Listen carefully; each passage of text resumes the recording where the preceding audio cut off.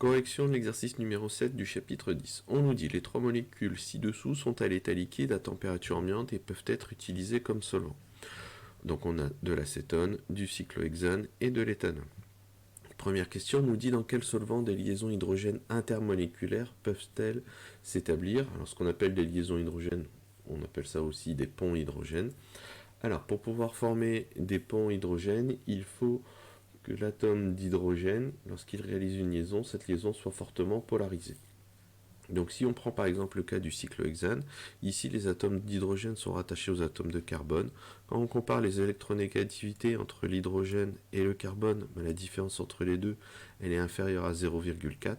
Donc les liaisons ici, toutes les liaisons faites par les atomes d'hydrogène ne sont pas polarisées. Donc le cyclohexane ne peut pas permettre de former des liaisons ou des ponts hydrogène intermoléculaires. Pareil pour l'acétone, ici on voit que les atomes d'hydrogène sont attachés aux atomes de carbone ici, donc pareil, ces liaisons n'étant pas polarisées, on ne pourra pas former de pont hydrogène.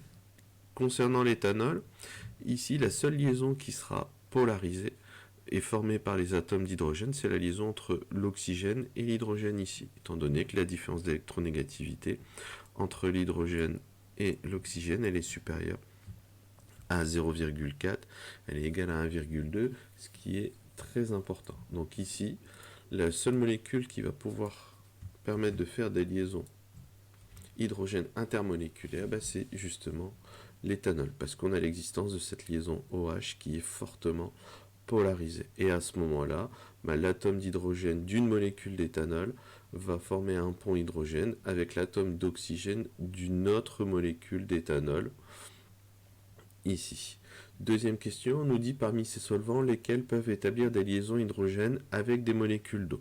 Donc la molécule d'eau est une molécule qui est polaire, et pour ce faire, il faut justement des liaisons polarisées. Donc le cyclohexane ici, lui, ne pourra pas former de liaison ou de pont hydrogène avec les molécules d'eau.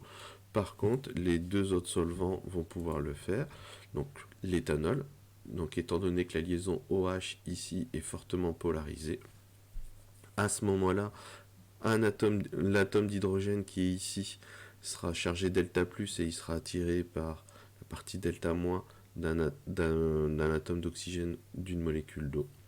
Et l'acétone, pareil, ici cette liaison elle est polarisée, étant donné que la différence d'électronégativité entre l'oxygène et le carbone est importante.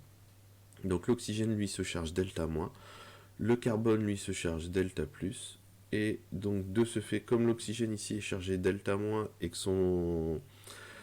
qu'il possède deux doublés non liants qui ne sont pas représentés ici, à ce moment-là, il va pouvoir former des ponts hydrogène avec la partie hydrogène, donc H, de la molécule d'eau. Dernière question, on nous dit dans quel solvant le nitrate de potassium KNO3 est-il insoluble? Étant donné que le nitrate de potassium est un solide ionique, il sera insoluble dans les solvants apolaires.